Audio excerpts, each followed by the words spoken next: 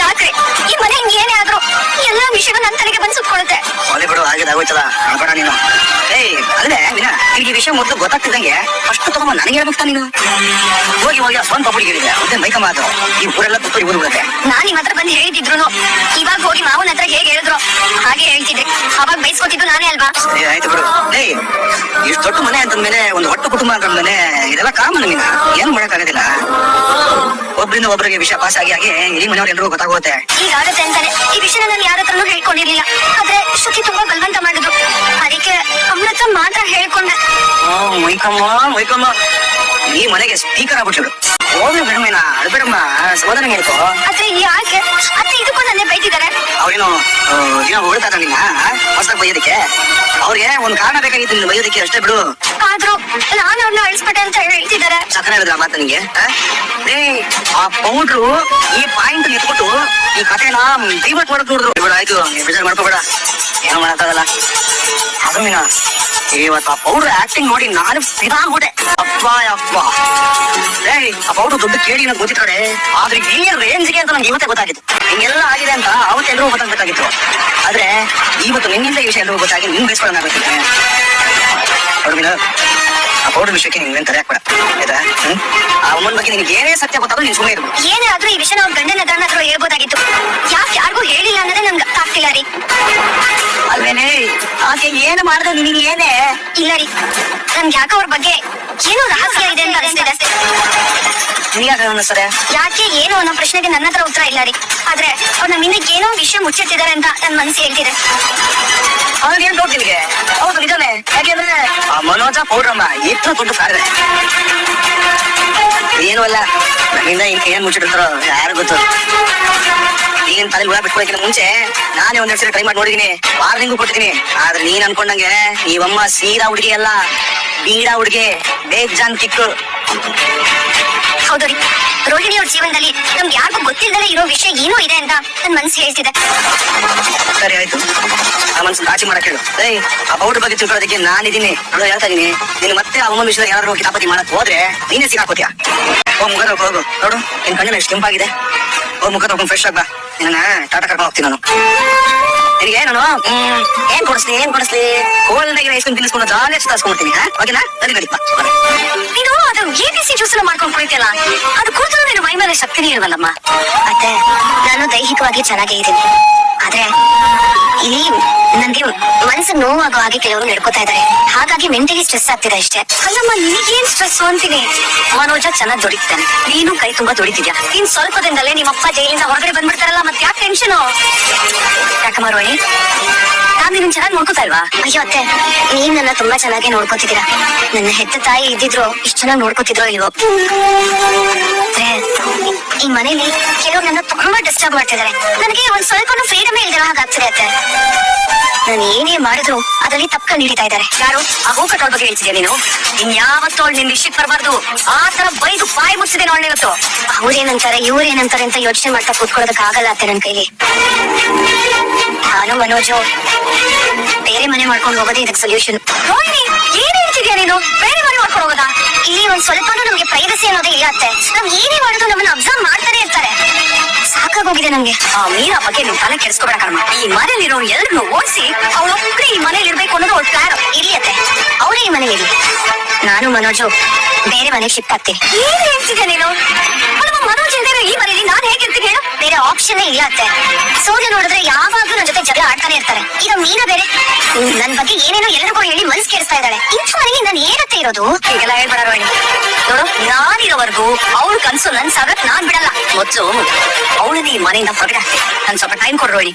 ನಿನ್ನಿಂದ ಯಾರಿಗೂ ತೊಂದರೆ ಆಗೋದ್ ಬೇಡ, ನಾವೇ ಬೇರೆ ಹೋಗ್ತೀವಿ. ನೋಡು ರೋಹಿಣಿ, ಇದು ನನ್ನ ಮನೆ. ಈ ಮನೆಯಲ್ಲಿ ನೀನು ಮನೋಜ, ಶ್ರುತಿ, ರವಿ ಇಷ್ಟೇ ಜನ ಸುಖವಾಗಿ ಸಂತೋಷವಾಗಿರ್ಬೇಕು. ಆ ಸೂರ್ಯ ಮೀನನ ಈ ಮನೆಯಿಂದ ಹೊರಗಡೆ ಹಾಕಿ ಹೋದ್ರೆ ಕೇಳು. ನಾನು ಅವಳು ಏನ್ ಮಾಡ್ಬೇಕು ಅಂತ ನನಗೆ ಚೆನ್ನಾಗಿ ಗೊತ್ತಿದೆ. ನೀನ್ ಅದ್ರ ಬಗ್ಗೆ ತಲೆ ಕೆಡಿಸ್ಕೊಳ. ನೀನು ನಿನ್ನ ಆರೋಗ್ಯದ ಕಡೆ ಮಾತ್ರ ಗಮನ ಕೊಡು, ಗೊತ್ತಾಯ್ತಾ? ಅತ್ತೆ, ಅದು ಹೋಗಿ ಸುಧಾರಿಸ್ಕೊಳಮ್ಮ.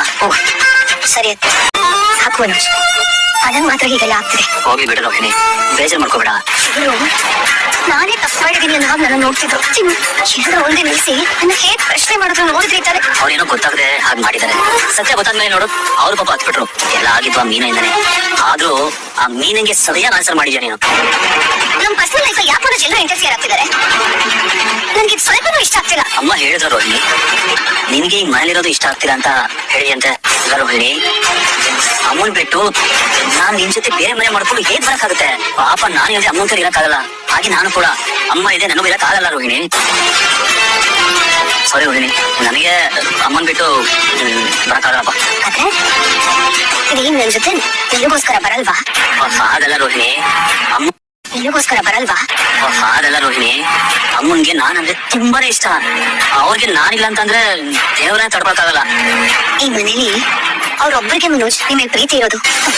ಅವ್ರನ್ನ ಬಿಟ್ಟೆ ಬೇರೆ ಯಾರಿಗೂ ನಿಮ್ ಮೇಲೆ ಸ್ವಲ್ಪ ಕೂಡ ರೆಸ್ಪೆಕ್ಟ್ ಇಲ್ಲ. ಆ ಸೂರ್ಯ ನಿಮ್ ಜೊತೆ ಹೇಗೆಲ್ಲ ಮಾತಾಡ್ತಾನೆ. ರೋಹಿಣಿ, ಅವನ ಬಗ್ಗೆ ನೀನ್ ಯಾಕೆ ಟೆನ್ಷನ್ ಆಗ್ತಿದ್ಯಾ? ಸೂರ್ಯ ಓದ್ದೇ ಇರ್ಬೋದು, ಅವನೊಬ್ಬ ಕ್ಯಾಬ್ ಡ್ರೈವರ್ ಆಗಿರ್ಬೋದು.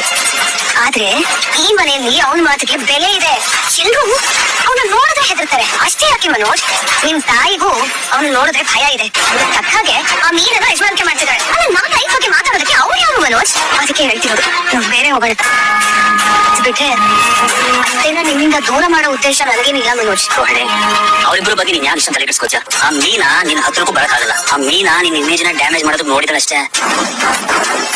ಆಮೇಲೆ ನೀನು ಕನ್ಸೀವ್ ಆಗಿದ್ದ ವಿಷಯನ ನನ್ನ ಹತ್ರ ಅದು ಹೇಳ್ಬೇಕಾನೆ. ಸಾರಿ ಮನೋಜ್, ಆಗ ನಿಮ್ಗೆ ಕೆಲಸ ಇರ್ಲಿಲ್ಲ. ಈ ವಿಷಯನ ನಿಮ್ಗೆ ಹೇಳಿ ಮತ್ತಷ್ಟು ನೋವು ಕೊಡೋದು ನನ್ಗೆ ಇಷ್ಟ ಆಗ್ಲಿಲ್ಲ. ಈ ವಿಷಯನ ನಿಮ್ ಹತ್ರ ಹೇಳಿಲ್ಲ ಅಂತ ನನ್ಗೆ ಕೋಪನ. ನಾನ್ಯಾಕೆ ಹೋಗಿ ಕೋಪ ಮಾಡ್ಕೊಳ್ಳಿ? ನಾನಂತ ತುಂಬಾ ಹ್ಯಾಪಿ ಆಗಿದ್ದೀನಿ. ಹ್ಯಾಪಿ ಆಗಿದ್ದೀರಾ? ಹೌದು, ನನ್ನ ಅಪ್ಪ ಆಗಿದ್ದೀರಲ್ಲ. ಮಗು ಸರ್ವೈವರ್ ಆಗಿದೀವಲ್ಲ. ರೋಹಿಣಿ, ಅದ್ ನೆನ್ಸ್ಕೊಂಡ್ರೆ ನನಗೂ ಬೇಜಾರಾಗ್ತದೆ. ಆದ್ರೆ ನಾವು ಅಪ್ಪ ಅಮ್ಮ ಆಗಿದೀವಿ ಅಂತ ನೆನ್ಸ್ಕೊಂಡ್ರೆ ಅದಕ್ಕಿಂತ ತುಂಬಾ ಖುಷಿ ಆಗುತ್ತೆ. ಮಗು ಹುಟ್ಟಿಲ್ಲ ಅನ್ನೋದು ನೆನ್ಸ್ಕೊಂಡ್ರೆ ನಿಮ್ಗೆ ಬೇಜಾರಾಗ್ತಿಲ್ವಾ? ನಿನಗೆ ಇನ್ನೊಂದು ಮಗು ಖಂಡಿತ ಆಗುತ್ತೆ ಅನ್ನೋದು ನೆನ್ಸ್ಕೊಂಡ್ರೆ ತುಂಬಾ ಖುಷಿ ಆಗುತ್ತೆ. ಏನ್ ಹೇಳ್ತಿದ್ದೀರ ಮನೋಜ್ ನೀವು? ಹೌದು ರೋಹಿಣಿ, ಆ ಮಗು ಹುಡ್ತಾ ಇರ್ಬೋದು. ಆದ್ರೆ ಈಗ ನಮ್ಗೊಂದು ವಿಷಯ ಕನ್ಫರ್ಮ್ ಆಯ್ತಲ್ಲ. ನೀನು ಟೆಸ್ಟ್ ಮಾಡಿಸ್ಬೇಕು ಅಂತ ಹೇಳ್ತಿದ್ದಲ್ಲ, ಈಗ ಅದೆಲ್ಲ ಏನೇ ಬೇಕಾಗಿ ನಾವಿಬ್ರು ಹೆಲ್ದಿ ಆಗಿದೀವಿ ಅನ್ನೋದು ಗೊತ್ತಾಗೋಯ್ತು. ಸೊ ನಾನ್ ಹ್ಯಾಪಿ. ಆಮೇಲೆ ಮೊದಲನೇ ಮಗು ಕೈಗೆ ಬರ್ಲಿಲ್ಲ ಅಂತ ಆಗ್ಬೇಡ. ಇನ್ನೊಂದು ಮಗು ನಮ್ಗೆ ಖಂಡಿತ ಆಗುತ್ತೆ ಅನ್ನೋ ಖುಷಿ ಇರು. ರೋಹಿಣಿ, ಆ ಮಗು ನಿನ್ಗೆ ಅಬಾರ್ಡ್ ಆಗದೆ ಹೋಗಿದ್ರೆ ಈಗ ನಿಮ್ಗೆ ಎಷ್ಟು ತಿಂಗಳು ಇರ್ತಿತ್ತು?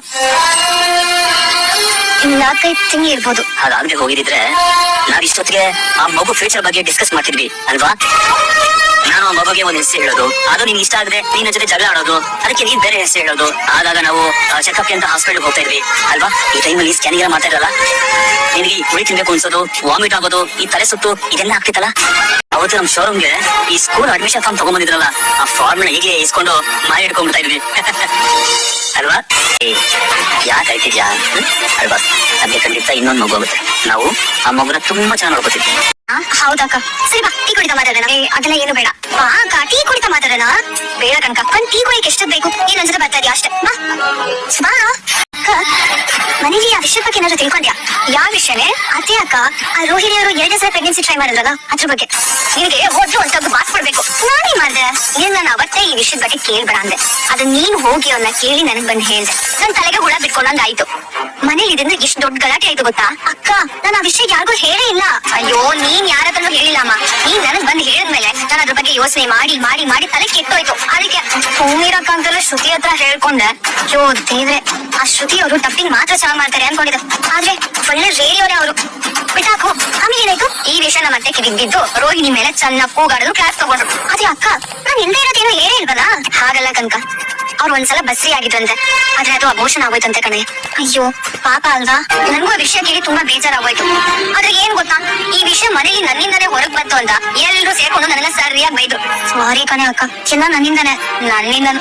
ನಾನು ಸುಮ್ನೆ ಇರ್ದೆ ಈ ವಿಷಯ ಎಲ್ರಿಗೂ ಗೊತ್ತಾಗೋ ಹಾಗೆ ಮಾಡ್ಕೊಂಡೆ. ಅಕ್ಕ, ಅವ್ರು ಹೇಳಿರೋದು ನಿಜನೇ ಆಗಿರ್ಬೋದಾ?